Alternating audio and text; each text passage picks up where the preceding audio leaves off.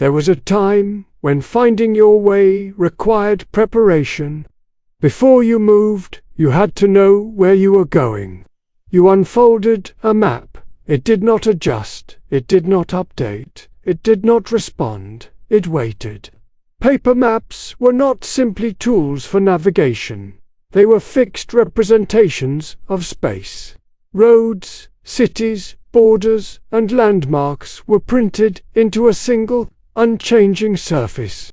To use a map was to translate between two worlds, the world on paper and the world around you. This translation required effort. You had to identify your current position. You had to align orientation. You had to trace routes manually. The map did not guide you. You guided yourself using it. As road networks expanded and travel became more common, printed maps became essential infrastructure. Companies like Rand McNally and Michelin produced atlases, city maps, and route guides used across entire countries. They were sold in bookstores, gas stations, and travel stops. Tourists carried them. Drivers depended on them. Businesses relied on them for logistics. Maps imposed a discipline on movement. You could not improvise freely. You had to anticipate turns, distances, and routes in advance. A wrong decision was not easily corrected. If you missed a turn, you did not receive an alert. You realized it, and then you stopped, pulled over, unfolded the map again, and tried to understand where you were. Navigation was not continuous. It was intermittent. You moved, then you checked. You moved, then you checked again. The map remained constant. You were the variable. This created a boundary. Navigation required a place, not just the destination, but the map itself. And for a long time, that requirement defined how people moved through the world. This is the story of maps. The map did not disappear when digital navigation arrived. At first, it was translated. Road atlases became digital files. Printed maps appeared on screens. The surface changed. The structure did not. You still had to interpret what you saw. You still had to decide where to go. You still had to relate yourself to a fixed representation of space. The map remained separate from you. Then positioning changed.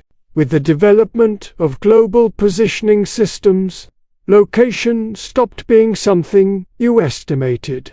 It became something the system knew.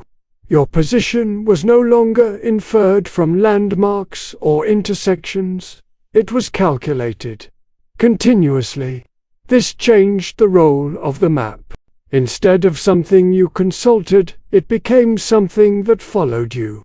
You no longer needed to stop and orient yourself. The system oriented you automatically. Your location was no longer a question. It was a constant. Then navigation became dynamic. Digital systems began to incorporate traffic, road closures, and real-time conditions. Routes were no longer fixed. They adapted. The path you took could change while you were already on it. This was a fundamental break. Paper maps required planning. Digital navigation enabled reaction. You did not need to understand the entire route. You only needed to follow the next instruction. Turn-by-turn guidance replaced spatial interpretation. The map was no longer a reference. It became an interface. And once navigation could update itself continuously, the requirement to return to a fixed place disappeared. The boundary began to erode. Navigation no longer required a place. It began to follow you instead. The shift from paper maps to digital navigation did not happen slowly. It happened quietly. As smartphones became standard, navigation stopped being something people prepared for. It became something they expected.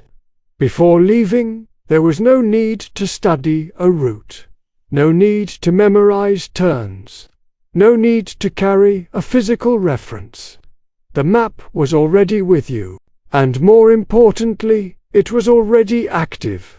Applications like Google Maps and Waze did not just display routes. They anticipated them. Traffic was no longer an obstacle you encountered. It was a condition the system accounted for in advance. Routes updated automatically. Delays were predicted. Alternatives were suggested in real time. Navigation was no longer something you paused to do. It was something that ran continuously in the background. This changed behavior. People stopped asking for directions, stopped reading street signs carefully, stopped building mental maps of the places they traveled. The need to understand space diminished. You no longer needed to know where you were, only where to go next. Printed maps did not disappear overnight. They remained in glove compartments, travel kits, and emergency supplies. But they were no longer used.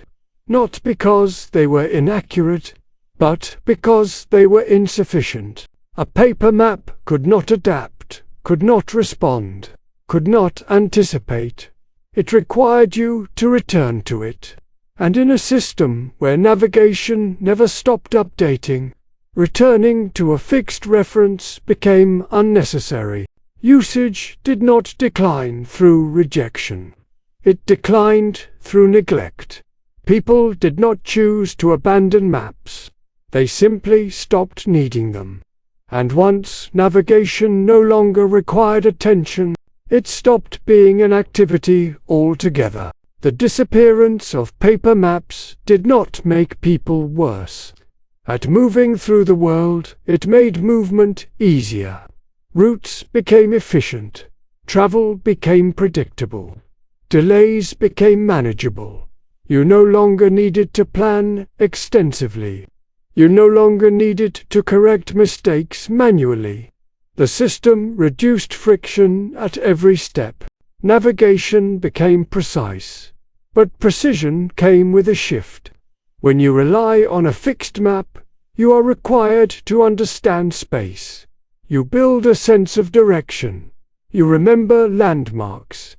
You form mental models of routes and regions. Movement is tied to comprehension. When navigation becomes automated, that requirement changes. You no longer need to understand where you are. You only need to follow instructions. Turn left, turn right, continue straight. The system holds the structure. You execute it. This changes how space is experienced. Places become sequences of instructions rather than connected environments. Distances become durations rather than relationships. Routes become outputs rather than decisions. You arrive more efficiently, but you may understand less. The map once required you to think in terms of geography.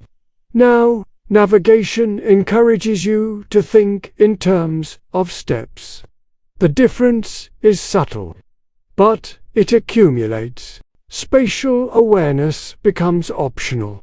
Memory becomes external. Orientation becomes delegated. This is not necessarily a loss. It is a redistribution. Cognitive effort moves from the individual to the system. You trade understanding for convenience, comprehension for speed, exploration for certainty. And for most people, that trade is acceptable, because the system works. But once navigation becomes invisible, once it no longer requires attention, your relationship to space changes. You no longer move through a map. The map moves you. Paper maps did not vanish entirely. They still exist.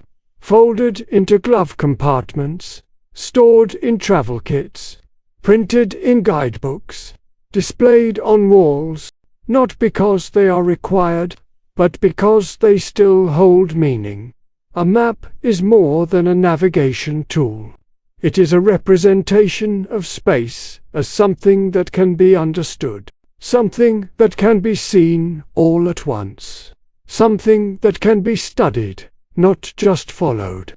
Even as digital navigation dominates movement, paper maps persist in quieter roles. They are used for planning journeys rather than executing them, for visualizing regions rather than navigating streets, for teaching geography rather than replacing it. Their function has shifted from utility to perspective, from necessity to reference, from guidance to context. This shift reflects a deeper change. Navigation is no longer about understanding where you are. It is about arriving where you need to be. Efficiency has replaced orientation as the primary goal, and in that transition, something subtle has changed. When space no longer needs to be interpreted, it becomes something you pass through, not something you understand. The paper map once required attention. Now it invites reflection. It does not compete with digital navigation. It complements what digital navigation cannot provide: a sense of scale, a sense of relationship, a sense of place. Today, maps survive not because they are necessary, but because they offer something different. Not direction, but understanding. And when navigation no longer requires a place, the idea of place itself begins to change.